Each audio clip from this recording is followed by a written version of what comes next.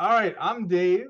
I'm an engagement specialist here. And today we're going to talk about AI and we're going to talk about the right way of how to write emails effectively using AI.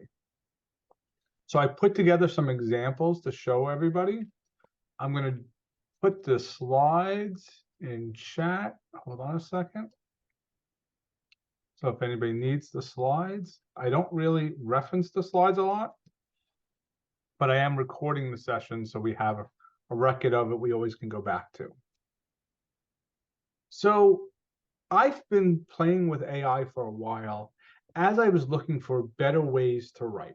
I'm not the best writer in the world. I'm actually horrible at it, but I really tried to increase and work on the skill a lot in the last year. And by writing books and publications and other things to do that.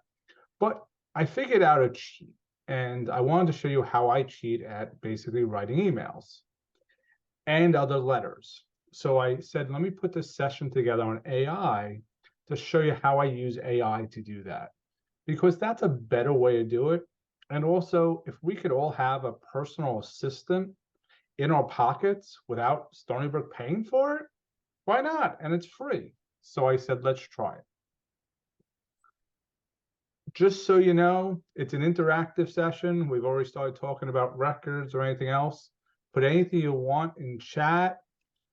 If you can have any questions, you can use reactions or hand gestures to raise your hand. I'll stop and answer any questions. I will admit I'm the last one who knows all the answers. I keep experimenting with them. And then if you can, stay muted so everybody can hear. All right, I'm going to get out of the slides now and jump to.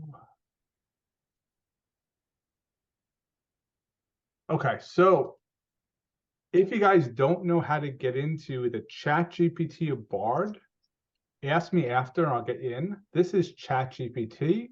I'll primarily focus on this, and then I may jump to Bard if need be. One of the first things I had to try to figure out was how to use the new gratitudegram. The president's been pushing this a whole bunch. It's a way of saying thank you and writing thank you letters. And I wanted to use the gratitudegram to thank a colleague. But I said, you know what? How do I do that?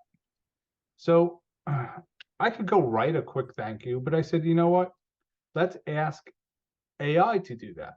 So in AI, in the bottom, you'll see this send message area. I'm going to put in a message and says, please write a thank you letter to the participants of this training session. I said, okay, let's see what happens. So I hit enter and it immediately starts writing this letter. Now, the thing about ChatGPT is very talkative. It likes to put a lot of words that don't mean anything in the screen. And I will tell you first thing, it just puts words together. So this one says, I hope this letter finds you well. I want to take a moment to extend my heartfelt gratitude to you and your active participation in our recent training session, which took place on whatever date it did. Your presence and engagement greatly contribute to the success of the program, and we sincerely appreciate your dedication and enhancement to skills and knowledge. Then it starts a second paragraph. The training session was a significant endeavor to all of us, and your enthusiastic involvement and thoughtful contributions were invaluable. It just made this up. I didn't tell it anything else except to say, write a thank you letter. I'm not going to read the whole thing, but it goes on for like 3.5 or 4 paragraphs of text that just came out of it, which is great, but it's really long and nobody's going to read this. So I turned around and said, can I ask it to shorten the letter? And so I'm going to ask it, can you shorten this letter and make it so it's more personal and say, this session's called The Right Way, Harnessing AI for Effective Emails and Letters. And please add something about we covered correspondence in it. So I'm asking it, it will stum and come up with another response. It comes out long, but it's a little shorter in this one. It's now, instead of 6 paragraphs, it's 4.5 or so. And it starts with, I'd like to express my sincere gratitude for your participation in the title of the training session and your engagement in the program. And then it cuts it down, which is good. But if you notice, where's the thank you for attending? Can anybody find the thank you for attending in the first paragraph of the message?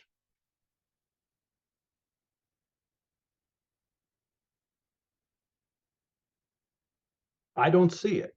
It doesn't say it. It says, I express my sincere gratitude for your participation in the training session and your active involvement, but it doesn't say thank you. So I think it's burying the lead.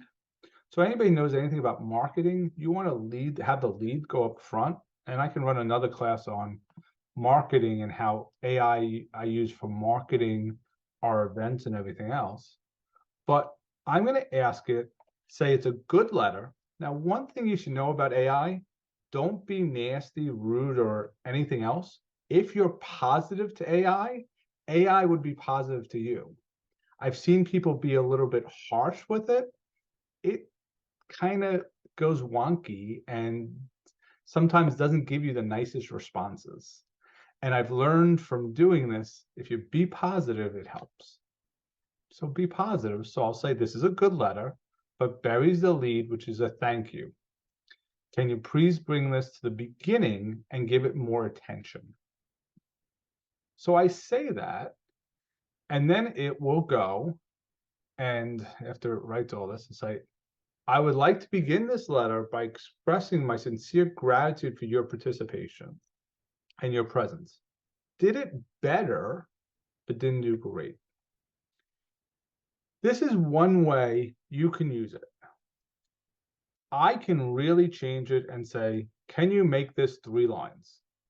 And I'm going to ask it because I'm not going to write or send somebody something this long. And so I asked it, can you write this 3 lines? And it does. And the 3-line thank you is, we sincerely thank you for your valuable participation and your insight in the enriched experience, and your adaptation was commendable, and look forward to supporting your growth. So it can go from a very long email to a very short, and this is a way of writing a thank you and a gratitude gram in a way of doing it. And what AI allows you to do is you can definitely take this and put it into other systems really easily. So if you want, I want to change this letter. So I'm going to give you an example, but does this make sense to everybody? If it does, just give me a thumbs up so I know you guys are all following what I'm saying.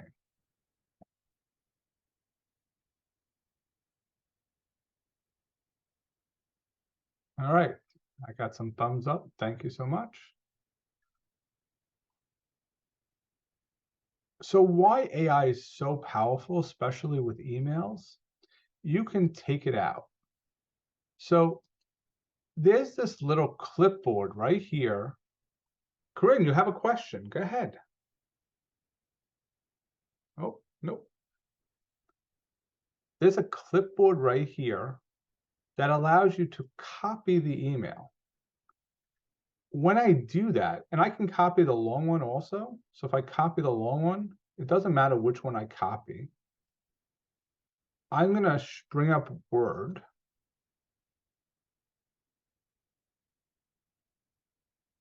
And here's Word, a blank document. If I paste it, I have what it just wrote right there on the screen.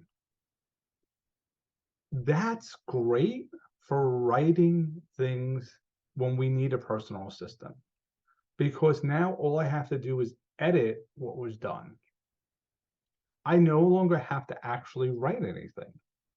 Now, I may not like what this says. I want to begin this letter by expressing my sincere gratitude, but it gives me a starting point.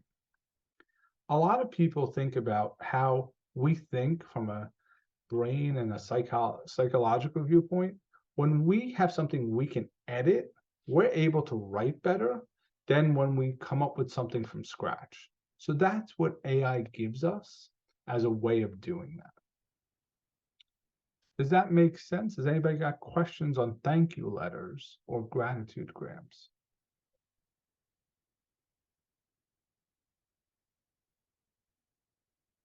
All right. So let's go back to the slides a second.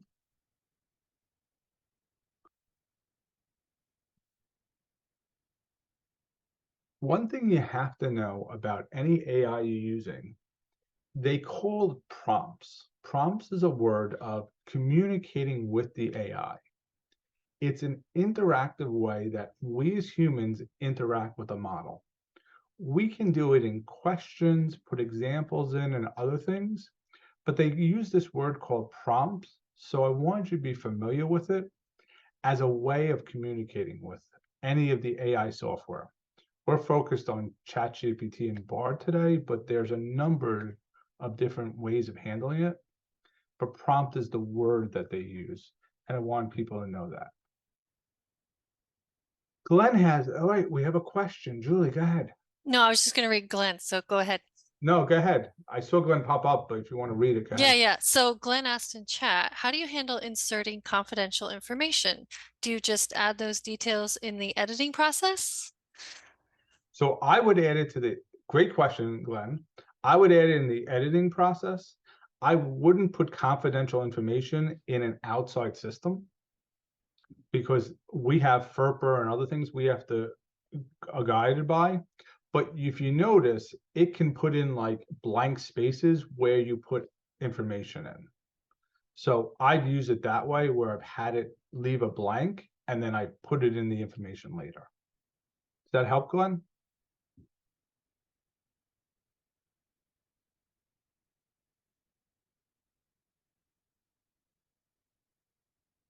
All right, I think so, Glenn. I think I answered it. All right, we have another question that says, if you're a student using AI to write a paper, how do you guarantee ChatGPT will not write the same paper for someone else? You can't, but if you give it more details, it will give you more details back in the paper. That's the only way, but I can't guarantee ChatGPT won't write the same letter for other people because it does. It writes similar things. The only way to modify it is the amount of details you put in the prompt. Hopefully that helps. Let's try writing a recommendation letter because that was something that I got asked recently. And I was like, you know what? How do I write a recommendation letter for somebody? But if you have more questions, keep them coming.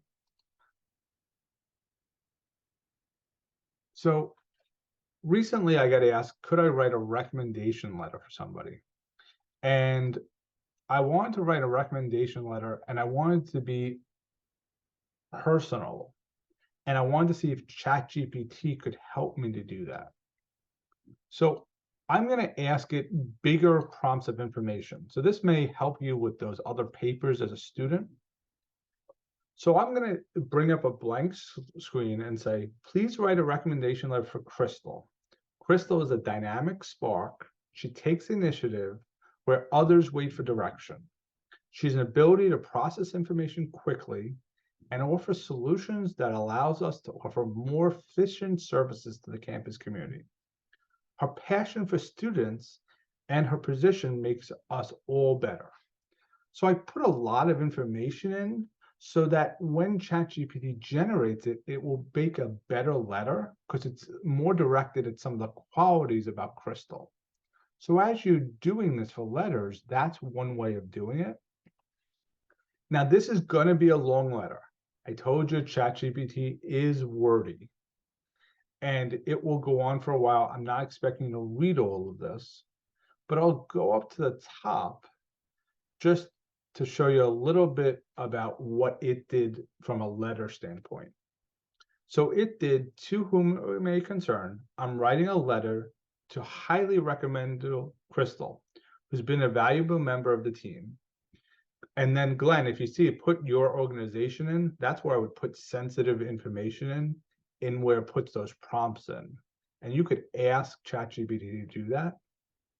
Crystal's an exceptional individual who stands out as a dynamic spark, consistently going above and beyond in her role. So took some of what I said and put it in writing the paragraph. And then it will continue. From the moment Crystal joined our team, it became evident she possessed a unique and commendable quality. Her ability to take initiative, while many employees may wait for instructions and guidance. Again, taking what I said and putting it into words, Crystal proactively identifies areas for improvement and takes decisive action.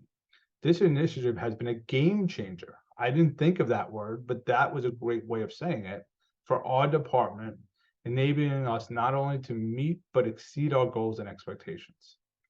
So it took what I said and put it in. That's the benefit of using it for recommendation letters that are long, but it is able to grab different words from other recommendation letters and add them in. Does that make sense to everybody? All right, that's good. But now I want to make it personal. One way I like to personalize my recommendation letters is add things that happen in modern life, like for music and movies, into it. So I want to add a statement, and I'm asking it to please add a recommendation statement because Crystal reminds me of Tess from the movie Working Girl. She's a head for business and gets a high-powered job, but started as an assistant. Crystal's the same. She came from simple beginnings, but her drive will take her far and will someday run this university. So I took something that I, from a movie reference, if anybody doesn't know, go look up the movie Working Girl. It's an older movie, and it had this woman, Tess, who ended up becoming a high-level executive. And I'm asking it to add it in. So it will take that information and be able to plug it into the recommendation without me having to figure out where it goes. And it did this in the fourth paragraph, and it put in, Crystal reminds me of Tess from the movie Working Girl. Like Tess, she's had a head for business and a drive to succeed. And then it took what I put into the letter. So it made the letter more personal without me having to do that. Do you guys think that would be helpful? Give me a thumbs up if you think it would be helpful.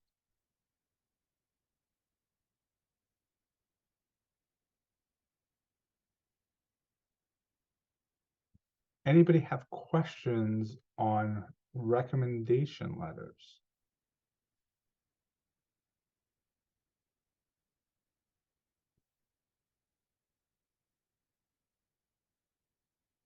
All right, so I got one more that I was going to try that's a little bit fun. But Julie, go ahead. So people are asking in chat if you're going to use any other tools. Like you mentioned, you might jump into Bard. I don't know if that fits in at any point, but there seem to be Sure. interest to see other tools as well. So, Okay, I will bring up Bard right now. Hold on a second. Let me get a window that I have and Bard I on. just saw a message in chat about the regeneration button. I don't know if we can show that in Bard or if you want to jump back over. Okay, so here's Bard.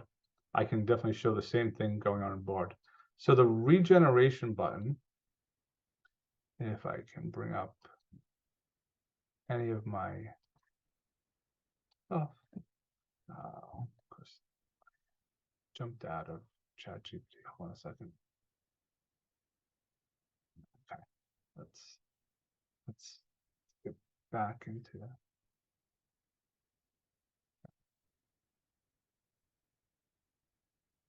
Stop.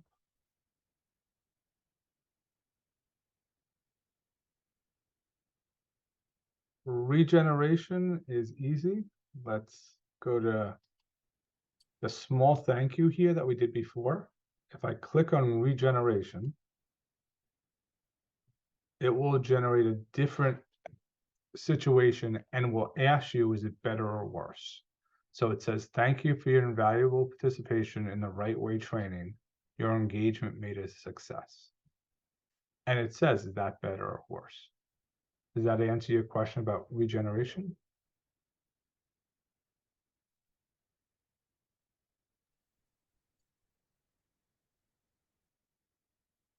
All right.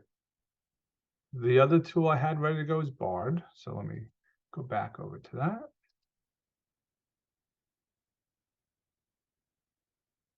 So I've used tools ChatGPT, Bard, and Bing. I've been trying to concentrate on free tools. I wouldn't recommend Bing because Bing doesn't know how to write letters. It will tell you we can't generate a letter, and it's really a little rude about it. But I find Bard can do something similar. So this is Bard. It doesn't work with our stonybrook.edu accounts because we haven't enabled it, but it will work if you have a personal Gmail account, and you can go to bard.google.com. So I want to market a event to students. So I'm going to ask Bard, can you give me 5 marketing ideas to get students to attend an event I am running on how to start a new business. So you ask Bard the same way you do any other prompt. Bard will have this little thing that goes and asks questions. It doesn't respond as immediately as others, but we'll start with ideas. And it will show 4 ideas it came up with, or 5 ideas it came up with, which are promote the event on social media, partner with a student or club, offer incentives, invite entrepreneurs to speak, or make fun and engaging things. That's great, but it didn't give me any ideas. So you have to work with Bard a little more to do that. So then I'd say, can you give me 10 social media hosts that are catchy and stand out? And it tells you how to do that, but sometimes it doesn't give you what they are, which is what I don't like about Bard. Is if I turn this and ask the same question to ChatGPT, it will give me some ideas. So I'm going to show you the difference. So Bard basically said, here's the headline, how to start a business in your sleep, and then wrote a body. Or it said, 5 mistakes entrepreneurs make and how to avoid them. Yes, catchy, but not really grabbing your attention. Now, if I turn the same thing, take these social media posts and go to ChatGPT to show you the difference.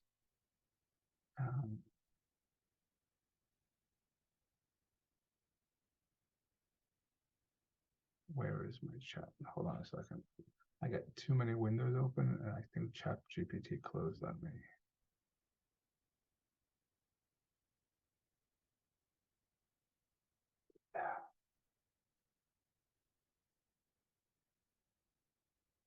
Now, here's ChatGPT. The difference with ChatGPT is, can you give me 10 social media posts that stand out about an event that students will learn how to start a new business?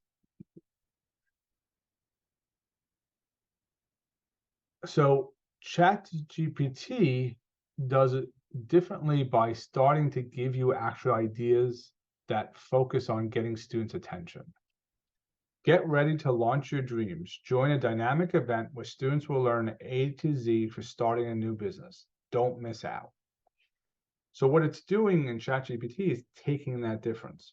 So the difference between them is ChatGPT sometimes has a little bit more information to do it, where Bard is a little bit more focused on the headline and the body. Does that help a little to show one of the differences between?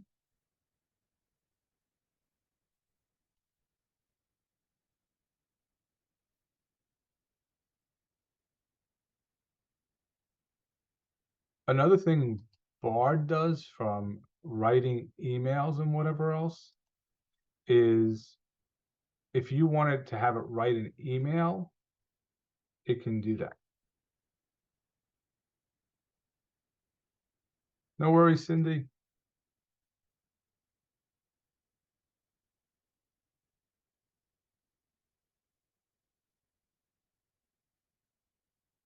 So if I want to write an email to invite students that don't read email and get their attention within the first 2 lines, what would I say to them? And I will ask Bard to do that. And what it does really good is emails, and I like Bard for it. So it gives me a subject, calling all student entrepreneurs. Attention, students want to see fellow students pitch their ideas and compete for a cash prize. It immediately tries to get their attention in doing it. That's one of the things I like about doing it to revise my emails. So any email I'm trying to do where I'm getting them to participate, this is a way where you can start to do that. Those were my examples. I wanted to see if anybody else wanted me to run anything through to see if you guys had questions and thoughts. About a press release? Sure. In Bard or ChatGPT? Either one. Okay, we'll start in Bard. Write a press release on what topic, Isabel? WUSB Radiothon. THON? Yep. Geared towards the Long Fundraiser. Island community and to generate money for the station. So I'm asking to write a press release for USB radio geared towards the Long Island community and to generate money.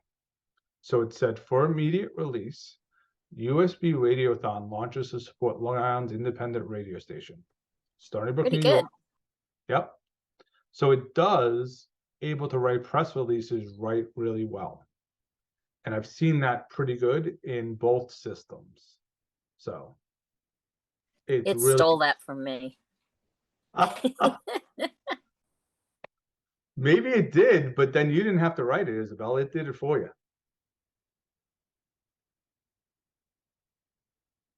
Other ideas people want to try.